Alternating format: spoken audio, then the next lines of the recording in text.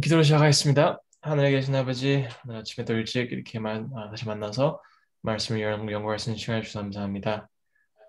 귀한 시간 축복해 주시고, 음, 우리가 오늘 말씀 통해서 진짜 하나님께 어떻게 다가가는지, 하나님에 대해서 어떠한 신뢰를 가지고 살 수 있는지 다시 한번 생각할 수 있도록 도와주세요. 예수님의 이름으로 기도드렸습니다. 아멘. 오케이, 빠른 주문이고, 오케이. 잠깐만요. 제가 성경을 잠깐 피고요.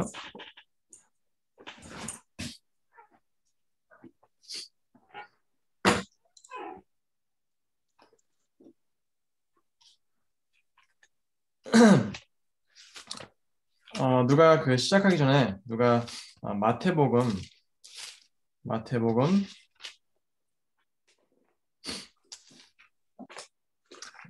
7장 7절부터 8절 읽어주시겠습니까? 9절까지.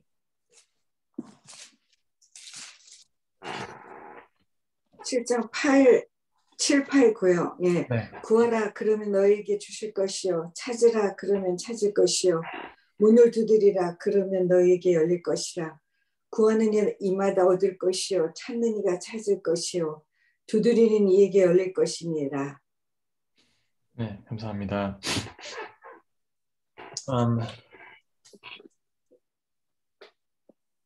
여기서 영어 성경에서는 가장 많이 나오는 말이 여기서 will. Ask and it will be given to you. Seek and you will find. Knock and it will be open to you. For everyone who seeks receives. Ask receives. And everyone who seeks finds. And to him who knocks it will be opened. 여기서 중요한 게 뭐냐면요. 우리가 기도를 할 때 그리고 구할 때 기대를 하고 구해야 한다는 거예요. 그렇죠? 근데 우리는 너무 자주 이렇게 기도를 할 때, 이게 진짜 확신이 없이 기도할 때가 많은 것 같아요.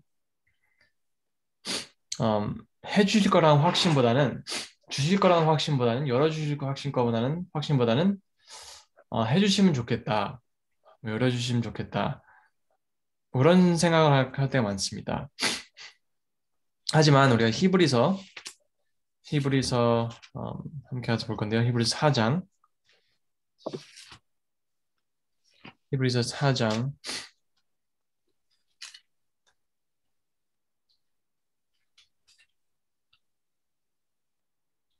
4장 16절 보겠습니다. 히브리서 4장 16절입니다.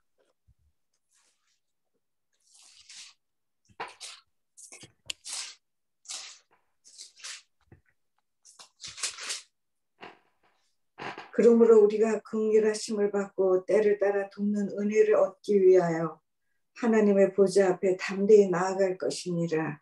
아멘. 감사합니다. 여기서 아까 읽은 것처럼 하나님 앞에 담대히 나가라고 했어요. 담대히.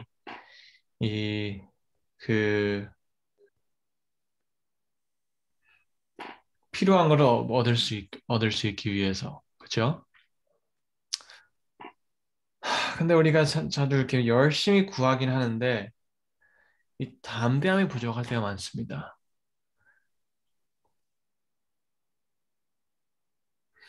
근데 저는 요즘에 성경을 읽으면서 이 담대하다는 게 무슨 뜻인가 생각을 많이 하게 됐어요. 근데 제가 제 아들과 딸을 보면서 그게 이제 무슨 뜻인가 조금 더 이렇게 느껴지는 것 같아요. 왜냐면 제 딸이 이제 아직 한 살이 안 됐습니다. 이제 한 살이 안 됐고 이제 10개월 좀 넘어가고 있는데 얘가 이 담대함이 굉장히 확실해요. 무슨 뜻이냐면 이게 얘가 이제 혼자 놀다가도 제가 오면 전화 와이프가 오면 막 귀여워서 다리를 잡고 저희 다리 바지를 잡고 서요. 그리고 우리를 쳐다봅니다. 왜 그럴까요? 부모에게 가면 뭔가가 확실하게 자기의 모든 게 의지할 수 있고 또 다 해결된다는 걸 확실히 알기 때문이겠죠. 그렇죠. 경험에 너- 의해서. 너무 경험에 의해서. 당연하게 오는 음, 거예요. 음, 너무 당연하게, 그러니까 바지를 잡고 일어나는 거는 음, 당연하게 안아줄 거라고 확신하는 거죠. 음, 근데 가끔가다 일부러 막 오는 것 같으면 제가 걔를 건너 넘어서 반대 방향으로 가요. 그러면 짜증내면서 돌아요. 그래서 또 저한테 와요. 그래서 또 넘어가서 반대 방향으로 가면 또 짜증내면서 와요. 그러니까 이렇게 조금 그런 게 있다 하더라도 밀당을 해도 안길 거를 확신해요, 걔는. 음, 저는 그런 모습 보면서 진짜 우리도 하나님 앞에 하나님께 다가가는 모습이 이래야 되는데 진짜 당연히 알아주실 걸 생각하고 가야 되는데 우리는 너무 자주 진짜 믿는다고 하지만 마음 한구석에는 진짜 안아주실까, 진짜 받아주실까라는 그런 의심이 들 때가 있는 것 같아요, 저도. 근데 제가 음, 이 얼마 이제 모세오경 다시 읽게 되면서 이런 게 진짜 율법을 제대로 알면 그렇지 않을 거라는 생각이 들더라고요. 그래서 제가 이걸 한번 해본 것 같은, 나눠드린 것 같은데, 이제 좀 있으면 이 모임도 끝날 것 같으니까, 다시 한번 제가 이걸 모세오경의 핵심이 무엇인지 다시 한번 나눠볼까 합니다. 음, 음, 그래서 이제 모세오경을 이제 나누면, 여기가 이제 처음에는 창세기잖아요. 창세기, 그리고 출애굽기입니다.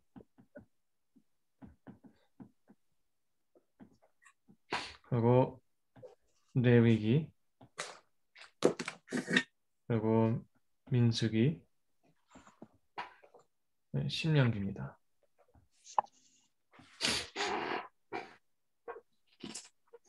근데 이렇게 우리가 어, 우리가 이제 많은 경우에 율법을 생각하면 이제 우리는 뭐 순종을 주로 생각해요. 순종이 목표라고 생각을 해요. 하나님께서 바라시는 건 순종이다. 순종 바라시죠. 하지만 우리가 율법을 이렇게 쭉 본다면 율법은 순종이 아니고 율법의 목표는 순종이 아니고 약속이에요.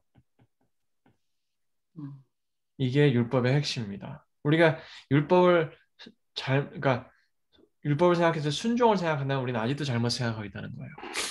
왜냐하면 율법이 계속 알려주고 싶은 것은 하나님은 우리에게 약속을 주셨고 그 약속을 지키신다는 것입니다. 음, 그렇다면 이제 함께 보겠는데요. 창세기는 이 아브라함에게 주신 약속이 어떻게 보면 창세기의 핵심입니다.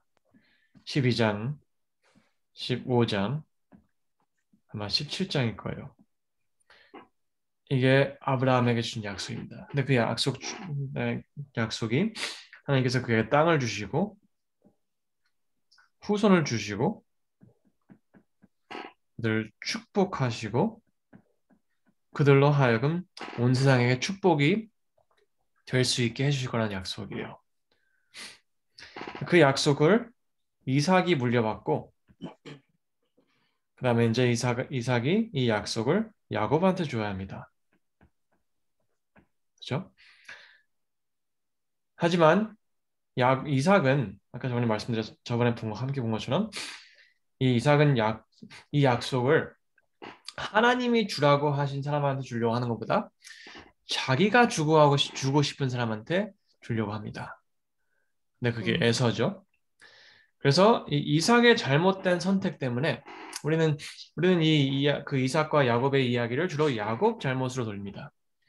하지만 이 이야기의 잘못된 그 상황의 잘못된 결과의 시작점은 이삭이에요. 음, 이삭이 잘못했어요. 이삭이 하나님께서 아브라함에게 주신 약속을 하나님께서 넘겨주라고 하는 사람한테 줘야 되는데 자기가 원하는 사람한테 주려고 하다가 일이 망가진 거예요. 우리도 마찬가지로 우리가 신앙생활하면서 교회 생활하면서 어, 이 복음이라는 축복을 모든 사람에게 나눠야 되는데 너무 자주 우리 교회 사람들만 그리고 뭐 한국 사람들만 아니면 내가 좋아하는 사람들만 이렇게 나누려고 할 때가 있습니다. 하지만 이 문제가 뭐냐면 상황이 바뀌면 바뀔수록 우리가 좋아하는 사람들은 이게 줄어들든지 바뀌게 돼요. 그러면 우리가 나눠야 될 모든 사람에게 축복이 돼야 될 이 축복이 우리 자신들부터 불행하게 만드는 저주가 될 수가 있어요. 그래서 하지만 그래도 하나님의 그 은혜로 그 축복은 이삭에서 야곱으로 넘어가고 야곱에게서 유다로 갑니다. 그리고 이 야곱 이제 유다한테 한 약속이 이제 약속을 말하면서 요셉이 죽으면서 뭐라 그러죠? 자, 후손들에게. 자기 뼈를 가지고 나가라. 네, 그렇죠. 그래서 묻지 않고 이 요셉의 뼈는 관에 들어갑니다. 음, 그리고 이제 출애굽기를 들어본다면 출애굽기는 약속 성취예요.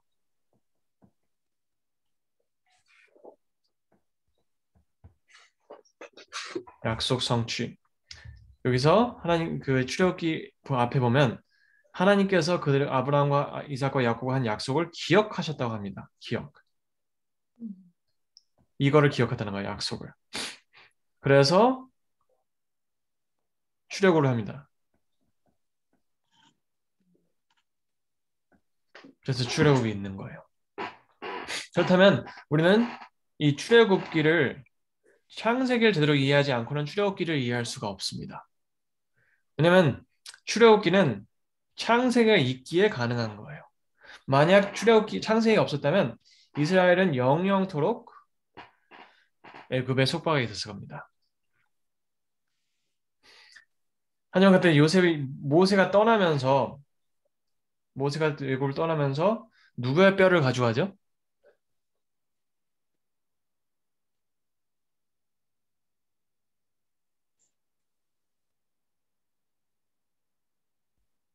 야곱의 뼈를 아니 이제 요셉의 뼈를 가지고 걸 가지고 그렇죠.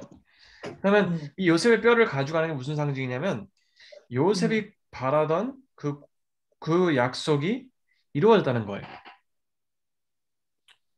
어, 이게 굉장히 상징적인 것입니다.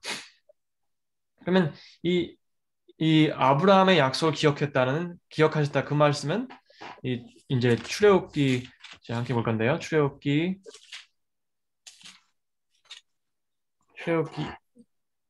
2장 24절에 나옵니다. 읽어주시겠습니까? 24장 25절, 24절 25절.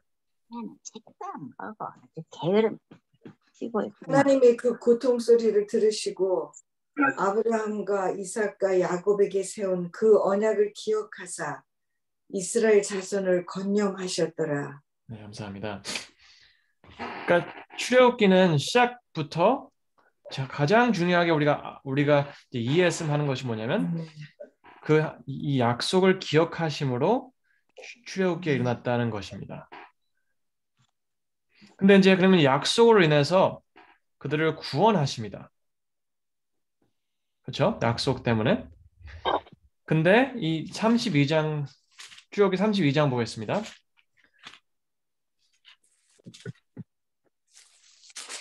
32장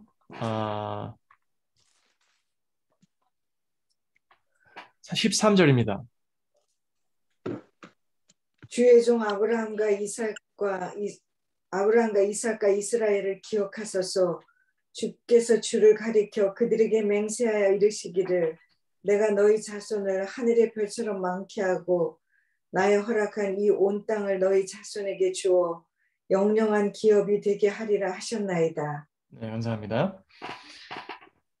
그들의 죄로 인해서 그들은 멸망을 해야 됩니다. 그렇죠? 근데 여기서 모세는 다른 게 아니고 아브라함과 이삭과 함께한 약속을 가리키고 그거를 가지고 그들을 살려주세요라고 말합니다. 그러면 약속은 구원만 이룰 뿐이 그 약속 때문에 그들의 구원만 이루어지는 게 아니고 그들의 용서 자체도 이 약속이 있었기에 가능했습니다.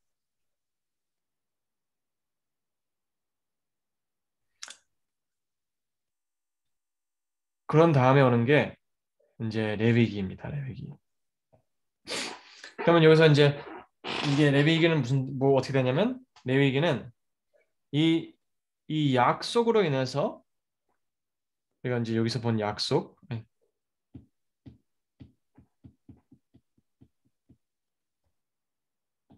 여기서 본 약속, 이 약속을 인해서 용서를 해주시는데 이게 어떻게 되는지 보여주는 책이 레위기입니다.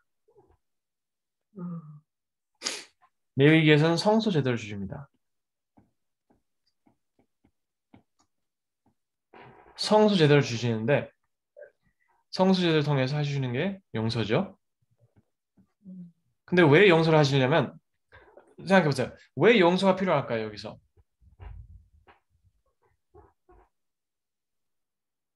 뭐 당연히 죄를 졌기 때문에 용서가 필요하죠. 근데 왜 죄가 어떤 그 약속을 생각했을 때 죄가 어떤 문제를 만듭니까? 우리 영혼은 죽음이겠죠. 그렇죠. 영원한 죽음이죠. 근데 약속과 어떤 연관이 있을까요?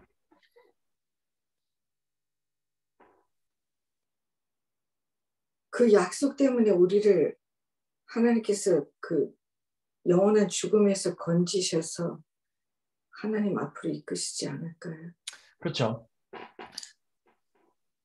그러니까 이제 좀 더 그러니까 이 틀 안에서 본다면 문제가 이 죄라는 이게 있는 한 약속을 못 지키십니다. 왜냐하면 죄가 있으면 그들을 멸망시켜야 되기 때문에 여기서 그들을 죄를 용서 안 되면 멸망을 하게 되면 이 약속을 땅도 못 얻고 후손은 여기서 끝나는 거고 여기서 딱 끝나버려요. 여기서 딱 끝나요. 후손들이. 그리고 축복은 무슨 저주가 되는 거죠. 그렇다면 용서를 꼭 하셔야지만 계속 용서가 지속적으로 이루어져야지만 이 약속이 성취가 됩니다.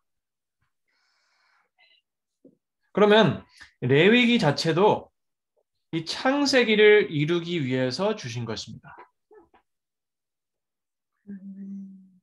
이해가 되시나요? 목사님 용서가 이루어져야만 그다음에 뭐라 그러셨어요? 용서가 지속적으로 이루어져야지만 약속의 성취가 됩니다. 왜냐하면 약속의 가장 중요한 것들 중에 후손이에요. 그렇죠? 가장 중요한 게 후손. 후손이 이게 끊기지 말아야지 계속 가야지 예수님이 태어난단 말이에요. 그렇죠? 근데 지속적인 용서가 없으면 하나님이 이스라엘 백성들을 버리셔야 되고 멸망시키셔야 돼요. 그렇다면 예수님은 태어날 수가 없습니다. 그렇다면 문제가 뭐냐면 하나님께서 이 거짓말을 하신 게 돼요. 할 수 없는 거를 하신다고 했으니까요. 내 얘기가 그래서 그렇게 중요한 거네요.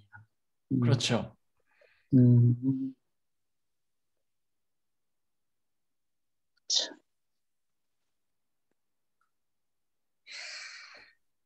여러분 여기서 중요한 건 뭐냐면 진짜 중요한 게 뭐냐면 우리가 잠깐 창세기 돌아보겠습니다. 창세기 12장 보겠습니다.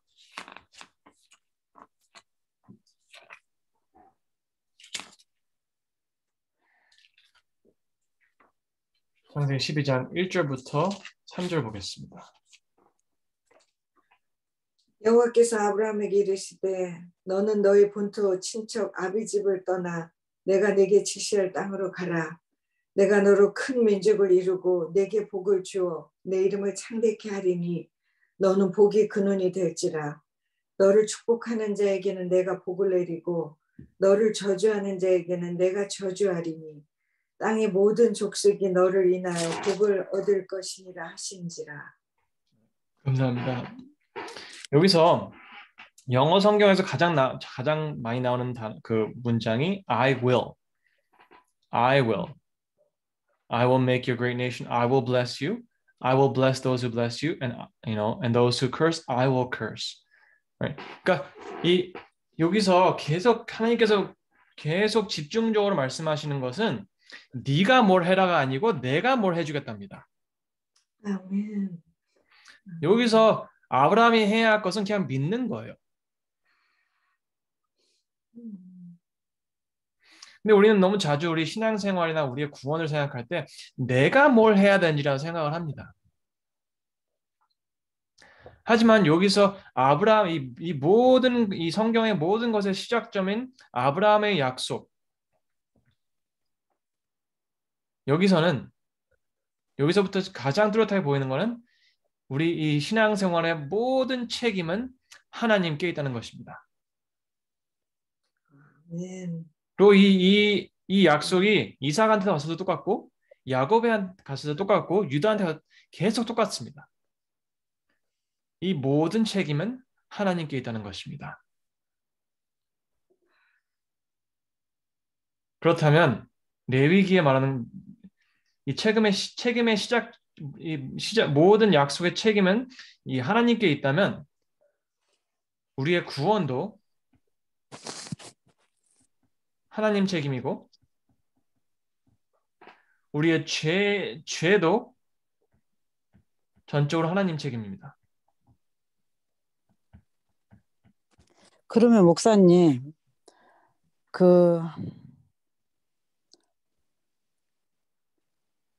하나님께서 결국에는 그 사사기를 봐도 그러고 선지자서를 봐도 그러고 결국에는 회복을 말씀하시잖아요. 그렇죠. 그럼 그 완전한 회복을 예수님께서 성취하신 거잖아요. 그죠? 그렇죠. 그러면은 그 아브라함이나 우리의 믿음의 노족들은 그 완전한 성취이신 언약이신 예수님을 바라보는 게 그들에게는 구원이었잖아요. 그렇죠. 그러면 하나님께서 전적으로 책임을 지신다는 그 의미가 끝까지 하나님께서 우리가 반역하였음에도 우리가 거절만 하지 않으면은 그분이 성취시키실 것이라는 그런 말씀인가요? 네, 이게 네, 그렇게 볼 수도 있죠. 근데 제가 이제 여기서 설명드리고 싶은 것은 네, 맞는 말씀입니다. 제가 약간 다르게 설명드리자면 약속을 믿는 사람들에게는 구원이 언제나 있습니다. 그리고 이걸 봤을 때 이 레위기, 창세기, 출애굽기, 레위기를 봤을 때 만약 우리가 구원받지 못한다면 이것은 우리가 하나님의 약속을 믿지 못했기 때문이고요. 첫 번째는. 그렇죠. 두 번째는 우리가 용서를 받지 못한다는 것은 우리 죄가 너무 심하다가 아니고 우리가 하나님께 가지 않았다는 것입니다. 왜냐하면 성서 제도에서 용서를 해주신다고 했어요. 그렇죠? 용서를 해주신다고 했는데 내가 죄의 모든 책임을 내가 가지고 가겠다 하셨는데 우리는 하나님께 가지 않으면 어린 양을 죽이지 않은 사람에게는 용서가 갈 수 없습니다. 왜냐하면 우리는 죄의 책임을 하나님께 맡기지 않았기 때문이에요. 왜냐하면 생각해 보세요. 그 어린 양을 죽일 때 손을 얹고 내 죄를 어린 양에 넘기는 거잖아요. 그렇죠? 그럼 어린 양은 죽음으로써 피를 가지고 그거를 그 성전에다 넣는 거예요. 그러면 그 순간 죄의 책임은 내 것이 아니고 어린 양 거가 되고, 그리고 어린 양은 성전에 넣는 거예요. 그러면 제사장의 책임이 되는 거예요, 죄는. 그렇죠. 그럼 내 책임이 아니에요. 그러면 그 순간 나는 하나님의 약속을 믿고 용서의 그 약속을 믿었기에 사함을 받았다는 거예요. 죄가 없는 사람으로 보신다는 것입니다. 근데 그 용서도, 그 용서를 주신 이유도 우리 삶 속에서 이 아브라함에게 주신 약속을 성취시키시고 싶어 하기 때문입니다. 아멘. 그렇다면 레위기는 창세기 때문에 있는 것입니다. 창세기의 약속을 지키시려고. 왜냐하면 계속 용서를 해주시고 같이. 왜냐하면 이게 이 약속이, 그러니까 축복이라는 게 하나님과 그들과 함께 하시기에 있는 거예요. 그렇죠? 네. 근데 이 죄 때문에, 죄가 있는 한 하나님은 우리와 함께 하실 수 없습니다.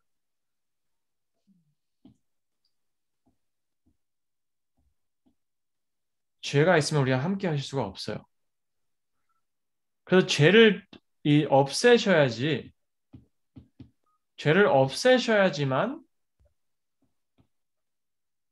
계속 함께 하실 수 있고, 예수님이 그들이 함께 하심으로써 그들이 이 나라라는 이 정체성을 유지할 수 있는 거예요. 그래, 그 유지를 돼야지, 그 나라의 정체성이 유지가 돼야지, 그, 족보가 이어져야지 하나님께서는 아브라함에게 그 약속을 지키시다는 걸 확신할 수 있죠. 왜냐면 어딘가에 갑자기 족보가 끊겨버리잖아요. 왜냐면 그들의 죄 때문에 그들이 몰살돼 버리면, 하나님께서 예수님을 그냥 보내셨다는 그거 자체만으로도 사실 우리가 이제 구원받을 수 있겠지만, 이 성경의 아름다움은 그저 예수님께서 그냥 갑자기 나타나신 게 아니고 아브라함과 이삭과 야곱에게 하신 약속을 꾸준히 지키셨다는 게 그러니까 그걸 보여주는 게 족보예요. 네. 설명되시는지 모르겠지만, 이해되시는지 모르겠지만, 그, 그 족보가 끊어지지 않으려면 용서를 계속 해주셔야 돼요. 음. 그러니까 이 예수님이 태어나신 후에는 족보가 중요하지 않는 거예요. 그렇기에. 왜냐면 우리가 이스라엘의 족보를 계속, 이 아브라함의 족보를 계속 중요하게 여긴다면 우리는 예수님이 아직 안 오셨다고 생각하는 거예요.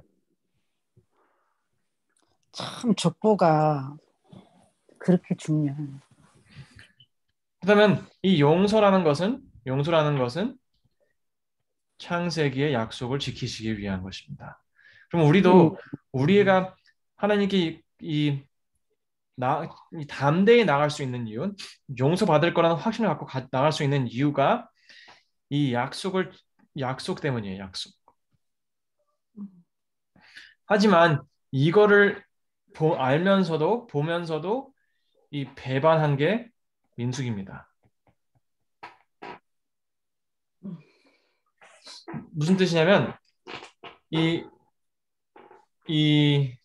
창세기 약속 중에 가장 기본적이고 가장 많이 반복된 약속이 땅이에요. 땅 약속.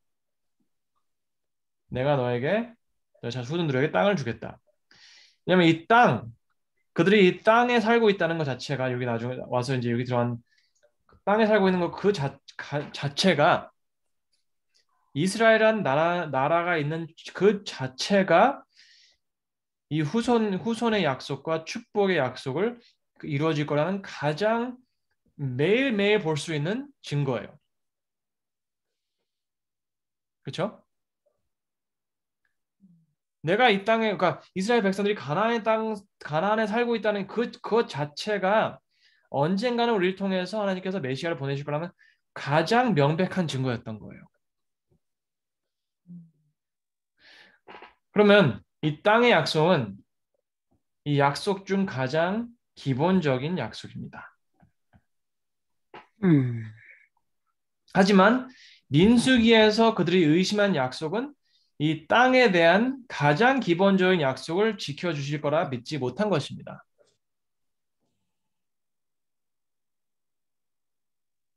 이게 왜 중요하냐? 여러분, 이 예수님께서 주신 우리의 약속 중에서 가장 기본적인 약속이 구원입니다. 가장 기본적인 거예요. 하나님, 예수님께서 우리를 구원해 주실 거라 약속을 하셨어요. 하지만 우리는 가장 부족한 게 어떻게 보면 구원의 확신입니다.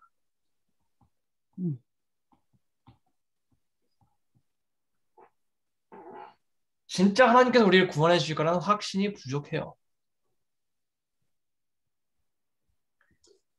그럼 목사님, 아브라함이 하나님을 믿음에 그것을 의로 여겼다는 말씀이 참 엄청난 말씀이네요. 그렇죠. 모든 게 다 들어있네요. 그렇죠. 그러니까 아브라함 진짜 그 땅을 주실 거라 믿고 기다린 거죠. 그리고 아들을 진짜 주실 거라 믿고 노력했고. 그러니까 아브라함의 믿음의 아름다움은 그 약속을 믿었다는 것입니다. 그리고 출애굽기의 그 그림은 하나님께서 죽은 아브라함에게 약속을 지키셨다는 거고 죽은 요셉에게도 그 약속을 지키셨다는 것입니다. 하지만 그거를 항상 그걸 배반하고 믿지 못하고 살아가는 그들의 모습이 이 민수기에 나오는 것이고 그게 우리의 모습입니다. 우리는 제 아이들처럼 하나님께 나아갈 때 당연히 안아주실 거라 생각하고 가지 못할 때가 많습니다.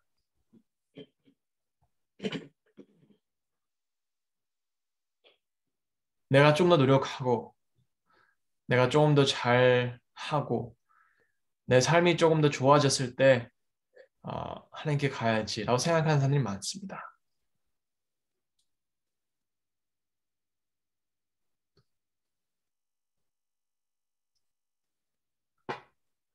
이스라엘 백성이 나쁜 사람이 아니었어요. 그저 진짜 우리가 저 땅을 얻을 수 있을까라는 그런 의심을 갖게 된 거예요. 하지만 그 의심이 이렇게 해주신 하나님께는 배반이었어요.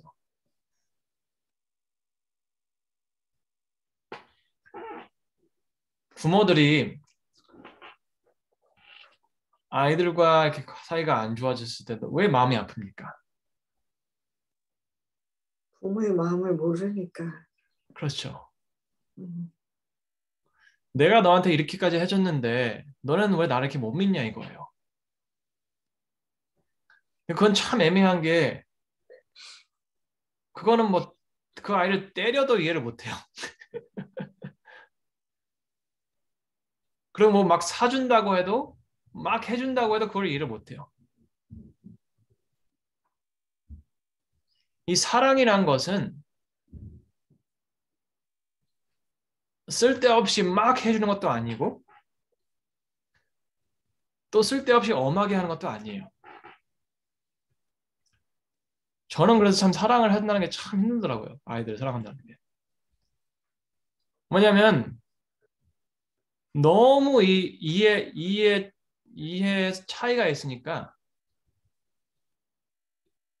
아버지로서 2살짜리 아들이 이해할 수 있게 사랑을 해준다는 게 참 힘들더라고요. 전 그래서 이 창세기, 그러니까 율법을 보면서 하나님의 마음이 조금씩 보이는 것 같아요.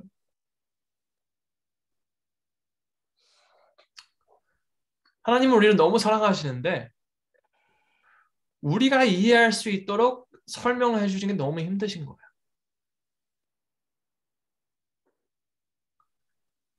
그래서 복잡하게 안 하시고 그냥 나는 내가 해준 약속 지킬게 이걸로 하시는 거예요.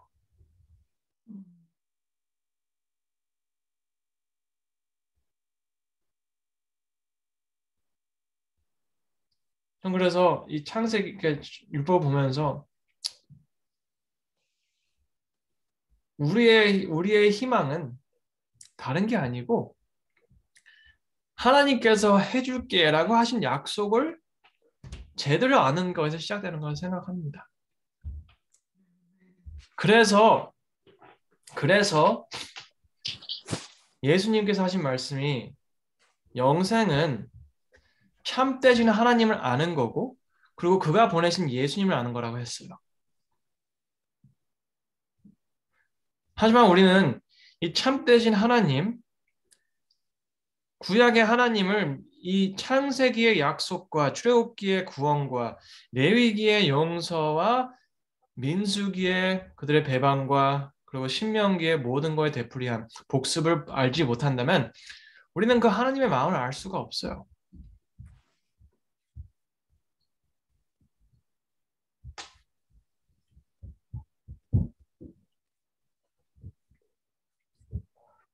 왜냐하면 우리의 상식으로 하나님의 사랑을 이해할 수가 없어요.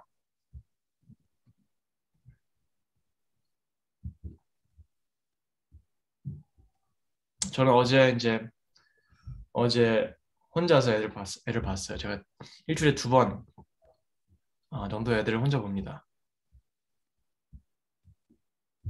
근데 이제 어제 이제 제가 첫째가 이제 막 배워가고 있는 상태예요.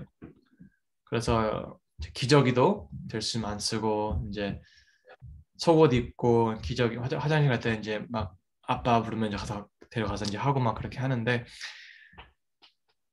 요즘에는 그 잘 이제 많이 배워가고 잘 하고 있고 요즘에는 이제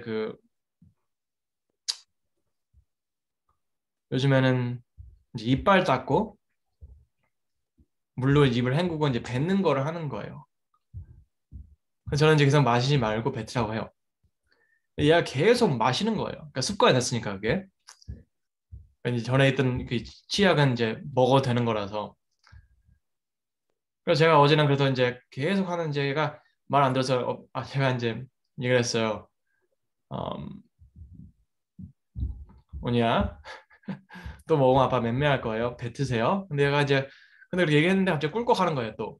그래서 제가 손에다가 한 대 쳤어요. 그러니까 얘가 하염없이 울더라고요.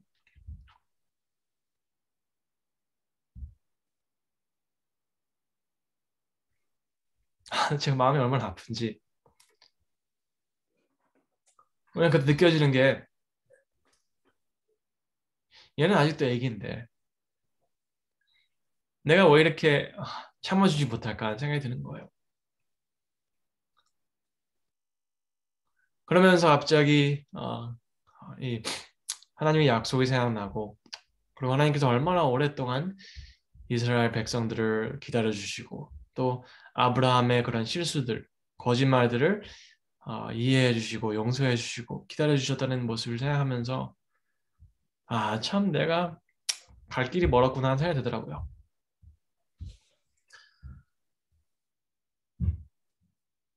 그러면서 오늘 나눌 말씀 생각하면서 저도 여러분들이 저와 함께 다른 건 다 접어두고 왜냐면 우리가 이거를 이해 못하면 구원이 없어요. 왜냐하면 이 믿음이라는 게 뭡니까? 뭐를 믿어야 되잖아요. 근데 누굴 믿는다고 하는 게 우리가 원하는 걸 해주는 게 믿는 것이 아니고 그 사람이 한다고 하는 걸 믿고 기다리는 거예요. 우리가 차를 맡길 때 음, 다른 거 기대하지 않잖아요. 음, 그 사람들이 고친다고 한 차를 고치는 게 그걸 기다리는 거예요. 믿고 기다리는 거예요. 마찬가지로 구원은 하나님을 아는 것에서 온다고 했어요. 하지만 하나님께서 나의 이름은 다름이 아니고 아브라함, 이삭, 야곱의 하나님이라고 하셨어요. 무슨 뜻이냐면 하나님께서는 영원토록 그들과 하신 약속을 기억하시고 지키실 거란 것입니다. 그러기에 이 믿는 자들을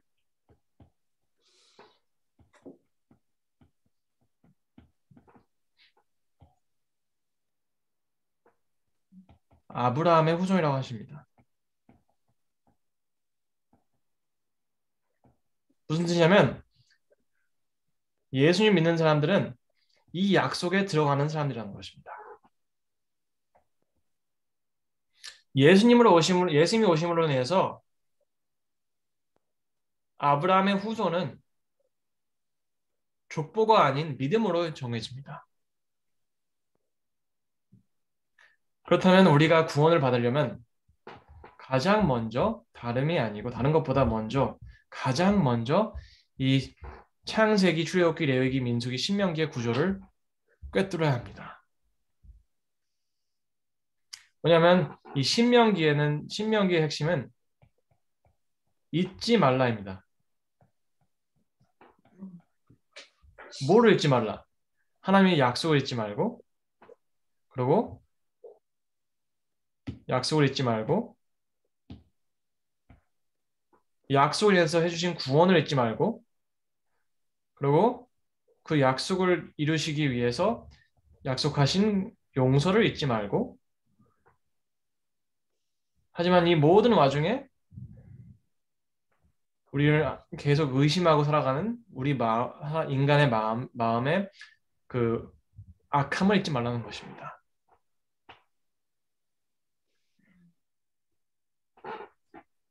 모세가 확신한 것은 하나님의 영감 받으면 확신한 것은 우리가 하나님의 약속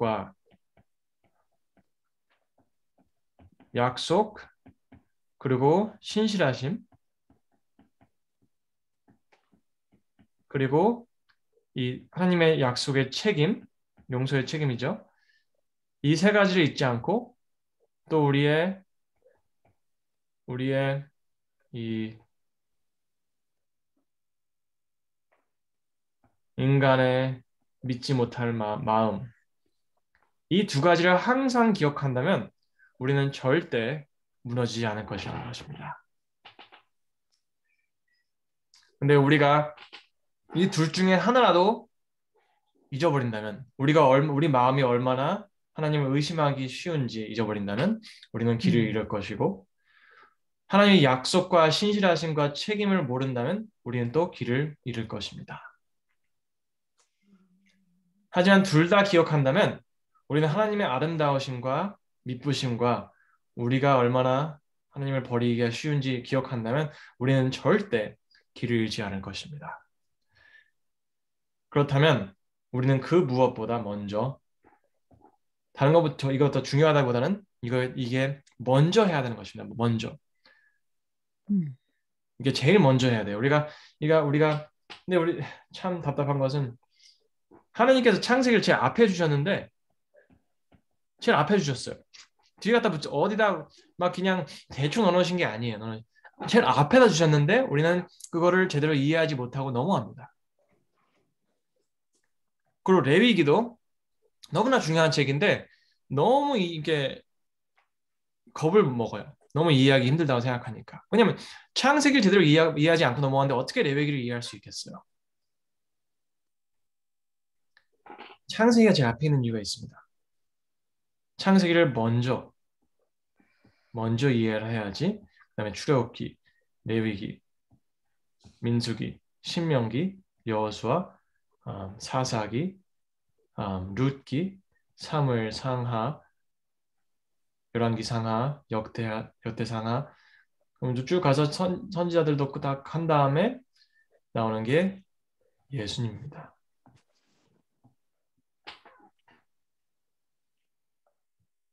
근데 우리는 이거를 이해하지 못했기에 이거의 그 아름다움 모릅니다. 로마서 8장을 보겠습니다. 8장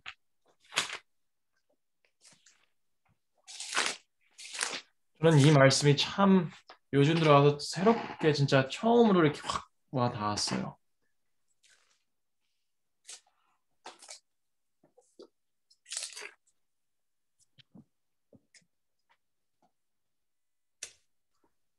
팔 장 31절 제가 읽겠습니다. 영어 성경, 제가 한글 성경 꺼내서 읽어보겠습니다. 로마서 성경 있으면 꼭 함께 보시기 바랍니다. 로마서 8장 31절 보겠습니다. 31절부터 보겠습니다. 그런즉 이 일에 대하여 우리가 무슨 말을 하리요? 만일 하나님이 우리를 위하시면 누가 우리를 대적하리요?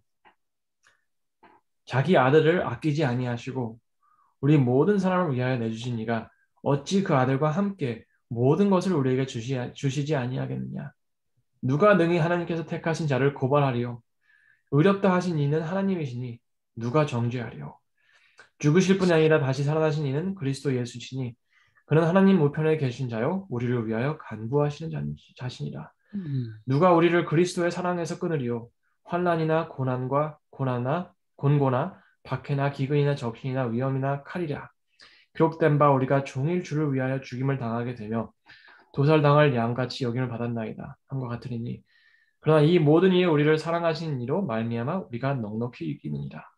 내가 확신하노니 사망이나 생명이나 천사들이나 권세들이나 현재이나 장래이나 능력이나 높음이나 깊음이나 다른 어떤 피조물이라도 우리를 우리 주 예수 그리스도 예수 안에 있는 하나님의 사랑에서 끊을 수 없으리라. 아멘. 여러분, 이 말씀이 힘이 있는 이유가 뭐냐면 자기 아들을 아끼지 아니하시고 우리 모든 사람들을 위하여 내주신 이가 어찌 그 아들과 함께 모든 것을 우리에게 주지 아니하겠느냐는 것입니다. 그러면 이 32절 이 한 말씀에 구약 전체가 요약된 것입니다.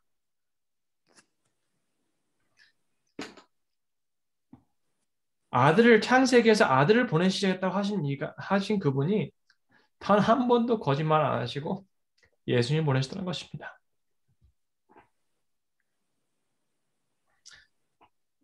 이 약속을 진짜 이 구약의 힘든 여정을 통해서 약속을 지키신 이분께서는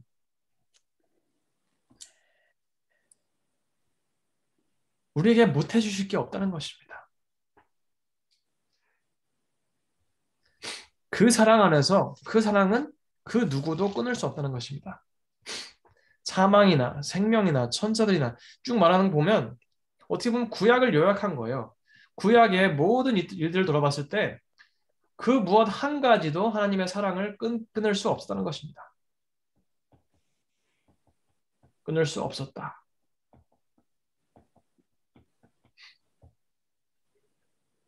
뭐냐? 하나님께서는 끊기지 않는 족보를 통해서 예수님을 낳게 하셨기 때문입니다. 저는 여러분들과 저와 모두 저희가 만나는 모든 사람들의 삶 속에서 다른 것은 몰라도 이 약속을 성취해 주시는 하나님을 알고 그 약속의 성취이신 예수님을 알고 마지막에 계시록 21장에 봤을 때 그 약속을 완성시키시는 내가 그들의 하나님이 되고 그들은 나의 백성이 된다. 그 약속을 지키시는 하나님의 모습을 보면서 진짜 담대히 나아가시고 진짜 확신 있는 그런 신앙생활을 하시는 모든 분들이 되셨으면 합니다.